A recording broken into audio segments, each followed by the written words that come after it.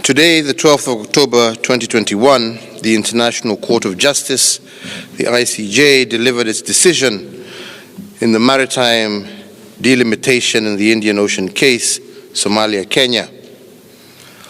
While Kenya is not surprised by the decision, it is profoundly concerned by the import of the decision and its implications for the Horn of Africa region and international law generally.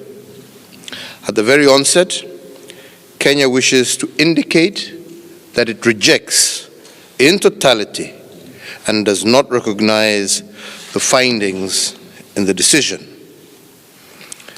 The decision embodies a perpetuation of the ICJ's jurisdictional overreach and raises a fundamental question on the respect of the sovereignty and consent of states to international judicial processes, and international tribunals have jurisdiction only to the extent of the consent by a state.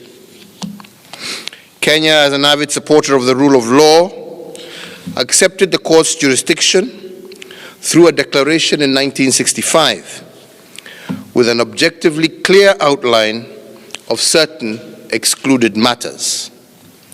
At the time, Kenya never imagined that the ICJ would violate the declaration to the extent of imposing its mandate over expressly excluded matters.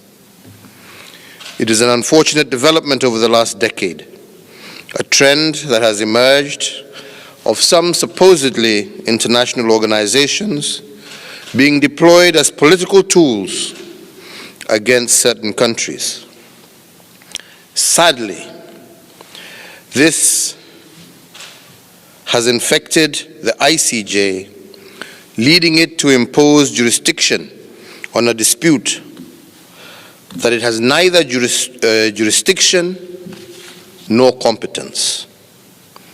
In addition, the court did not use or did not permit the use, let alone the exhaustion, of regional dispute resolution mechanisms, despite the existence of a robust African Union legal framework on border issues and dispute settlement. Even with these flaws, Kenya participated in the initial proceedings out of its traditional respect for the rule of law, if only to make its case that the court had neither jurisdiction nor competence over the dispute.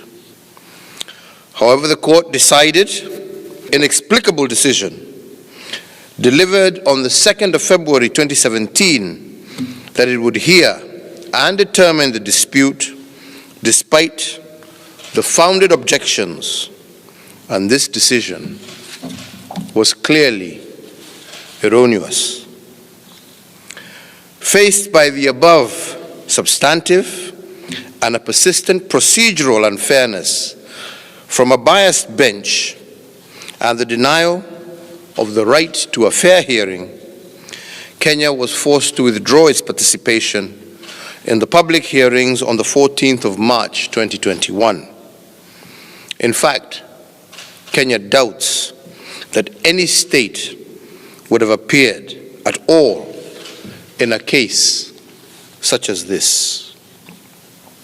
Further, based on the ICJ's improprieties and to avert the risk of another imposed jurisdiction, Kenya, on the 24th of September 2021, withdrew its recognition of the compulsory jurisdiction of the ICJ and will only reconsider this withdrawal when pragmatic reforms are instituted in the administration of international justice.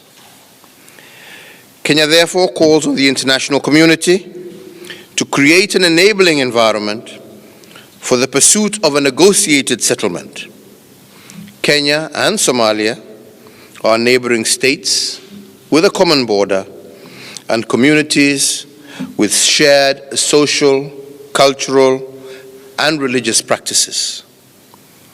This decision is in the circumstances, a zero-sum game, which will only strain the relations between our two countries.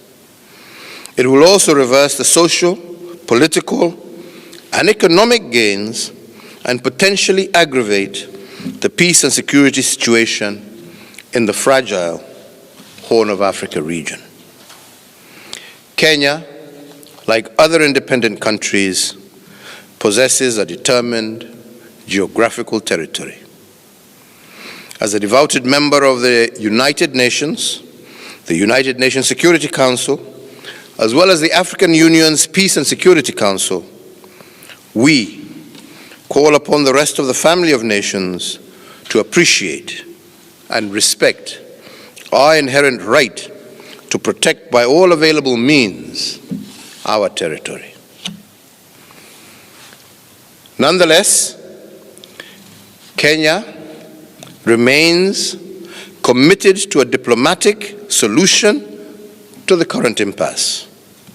And in this regard, Kenya is a key proponent of respect for the principle of subsidiarity as a catalyst for the African solutions for African problems, will resolve this matter through institutions of the African Union, such as the African Union Border Program and its peace and security architecture, in addition to other bilateral arrangements. So, fellow Kenyans, as your president, I want to assure you of my commitment to solve this issue amicably and urge you all to remain calm as we continue to be fully seized of this matter. Thank you.